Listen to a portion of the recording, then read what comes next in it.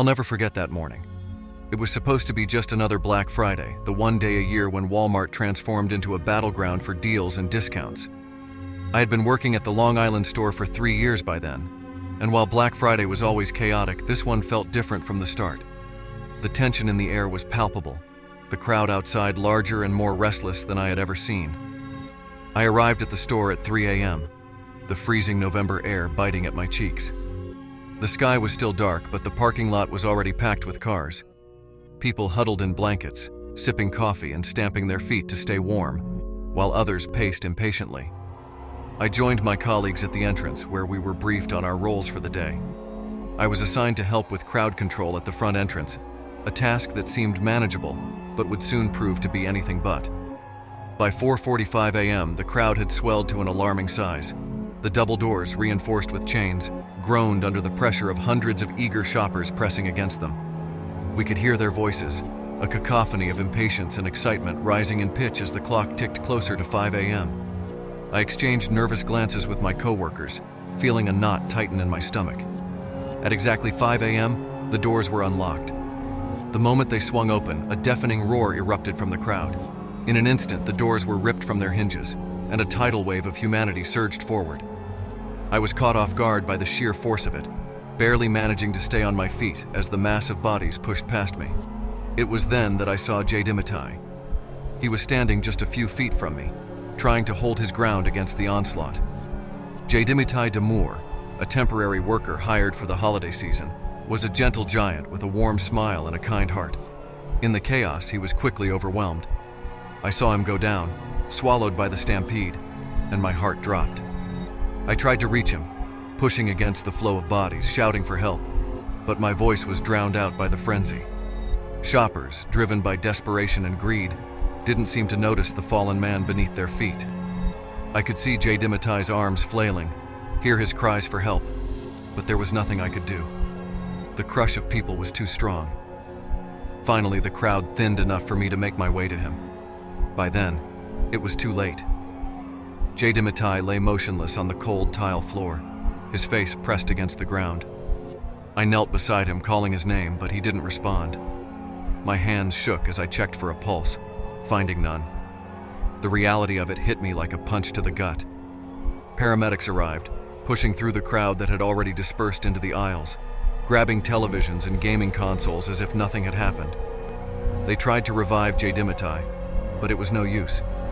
He was pronounced dead at the scene, a victim of consumerism's darkest day. I sat in the break room later, my mind numb, staring at my hands still trembling from the ordeal. My coworkers and I were in shock, unable to process what had just happened. The store remained open, the holiday sales continuing as planned. Customers stepped around the area where Stampede had fallen, barely giving it a second glance. That night, as I lay in bed, the events replayed in my mind over and over. I couldn't shake the image of Stampede's face, the sound of his desperate cries. The next day, news outlets reported on the incident, but to many, it was just another tragic headline. For those of us who were there, it was a haunting reminder of how a simple quest for bargains had turned deadly. In the first year following the incident, Walmart used large cardboard boxes to conceal their Black Friday displays across various sections of the store. Shoppers were organized by having them wait in designated areas near the displays they were most interested in, creating makeshift lines throughout the store. Every year since, as Black Friday approaches, I'm reminded of that day. The excitement of holiday deals is forever tainted by the memory of Stampede's death. It was just another regular day at work when things took a turn that none of us expected. I was working my usual shift at the Walmart in Muncie, Indiana, when I noticed a guy acting a little off. This wasn't anything unusual for Walmart shoppers, but he wasn't just wandering around like a typical shopper per se. He was darting through the aisles, grabbing items in a way that immediately raised a red flag. Cold medicine, lithium batteries, drain cleaner. Those things by themselves wouldn't be too weird, but altogether. That's when it clicked for me and some of my coworkers. We'd heard about these kinds of items being used to make meth, and we have all seen Breaking Bad. At first I thought, maybe I'm just reading too much into it. But as the guy kept going back and forth, picking up more of these items and stuffing them into his jacket. My gut told me something was really wrong. A couple of us quietly talked about it and agreed it didn't feel right. So we notified security. We've been trained to spot things like this, but it still felt surreal watching it happen in real time. Security kept an eye on him for a while, following him through the cameras. He didn't seem to notice, or maybe he didn't care that we were onto him. He just kept on sneaking things off the shelves. Eventually, instead of heading to the checkout or trying to make a run for it, he walked into the public bathroom. That's when I really started to get nervous. We'd heard stories, about people trying to cook meth in all kinds of places, but I never thought I'd see something like that here. The police arrived not long after we called. They were cautious, knowing that this could be dangerous. When they went into the bathroom, I could hardly believe what they found. It wasn't just a pile of stolen stuff. He had actually started setting up a meth lab in there, right inside our store's bathroom. There were chemicals all over the place, and from what the officers told us later, he had already begun mixing some of them together. I don't think I realized how dangerous the situation really was until I heard the words meth lab and explosion in the same sentence. The police moved fast to evacuate the store. They got everyone out safely, which was a huge relief, but it was still scary to think about what could have happened. The fumes from the chemicals were already spreading in the bathroom, and meth labs are notorious for being incredibly unpredictable. One wrong move, and we could have had a major disaster on our hands. The hazmat team showed up not long after, suited up and ready to clean out the mess. They had to make sure the store was completely safe before anyone could go back inside. Meanwhile, the guy was arrested on the spot. From what we heard later, he's going to be facing some serious charges. Making meth is bad enough, but doing it in a public place like that? It's hard to wrap your head around the recklessness.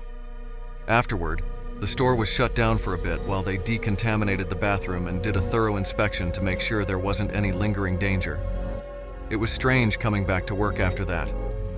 We've all heard about the meth problem in Indiana and across the Midwest, but it feels different when it happens right where you work. I guess it just shows how serious the problem really is. The police praised our quick thinking, and I'm glad we trusted our instincts and acted fast. The whole thing could have ended very differently if we hadn't noticed something was off. Now, it's more important than ever to stay vigilant. Meth production is still a big issue, and it's crazy how easily someone can get the ingredients they need from a place like this. We've been told to keep an eye out for any more suspicious behavior and to report it right away. The store has since reopened, and things are mostly back to normal. But I think we all learned something from that day. You never know what might happen, and it's up to all of us to stay alert and help keep each other safe. In the heart of Cleveland, a crime unfolded that would lead to a dramatic chase and a significant legal outcome. Shanaja Jones, now convicted of murder, played a crucial role in a heinous crime that left a community in shock. She was the getaway driver in a planned murder, an accomplice who enabled the crime to take place by ensuring the perpetrators could flee the scene quickly. Her involvement was instrumental, and her actions on that fateful day have now led to a conviction that will see her spend decades behind bars. The incident that brought Jones into the public eye occurred last year and was captured in vivid detail by police body cameras. The scene was Steelyard Commons, a bustling shopping complex in Cleveland where shoppers were going about their daily routines, unaware of the chaos about to unfold. Jones, desperate to evade capture, led police on a frantic chase through a local Walmart. The body camera footage from the Cleveland police shows an intense and chaotic pursuit, highlighting Jones's desperation and the police officer's determination to apprehend her. As the chase began, Jones maneuvered through the aisles of Walmart, weaving frantically between shoppers and displays. The footage shows her knocking over merchandise and nearly colliding with unsuspecting customers. Shouts and gasps from bystanders filled the air as they realized the danger in their midst. Police officers, with their body cameras recording every second, followed closely, calling out commands and attempting to corner her. The chase was nothing short of cinematic. Jones's agility and desperation were on full display as she darted through the store, trying to find an escape route. She knocked over a rack of clothes, sending garments flying, and nearly slipped on the freshly waxed floor. Officers pursued her relentlessly, their heavy footsteps echoing through the aisles, their commands growing more urgent. Jones's desperation was palpable. She knew the stakes, Capture meant facing the full consequences of her involvement in the murder. In a bid to lose the officers, she dashed into the electronics section, causing a display of televisions to topple over. The officers, undeterred, split up to cut off her escape routes. The scene was chaotic, with store alarms blaring and customers seeking safety behind counters and in fitting rooms. The chase came to a head in the back of the store, near the stockroom. Jones, out of breath and out of options, attempted to hide behind a stack of boxes. But the officers, using their tactical training, quickly surrounded her position. With nowhere left to run, she was apprehended, handcuffed, and led out of the store amidst a sea of stunned onlookers. The body camera footage captures the moment of her capture, Jones, visibly exhausted and defeated, being escorted out by the officers. The store, now a mess of toppled displays and scattered merchandise, stood as a testament to the wild chase that had just occurred. Following her capture, Jones was charged and put on trial for her role in the murder. The evidence against her was overwhelming, not just from the chase, but also from her direct involvement in the crime. The prosecution painted a clear picture of her as an essential part of the murder plot, a willing participant who drove the getaway car and tried to evade justice. The trial was closely followed by the public, with many recalling the dramatic chase that had initially brought Jones to their attention. Her defense team attempted to argue that her actions were out of desperation and fear, but the jury was unconvinced. The cold, hard facts of the case and the vivid imagery of the chase presented a compelling narrative of guilt. In the end, Shanaja Jones was convicted of murder. The judge, in delivering the sentence, spoke of the senseless violence of the crime and the chaos of the chase through Walmart, noting how Jones's actions had endangered many lives. She was sentenced to decades in prison, a significant punishment reflective of her role in the murder and her subsequent attempt to flee from justice. If you would like to hear more stories and support this channel, please give this video a thumbs up and subscribe. Thanks for watching.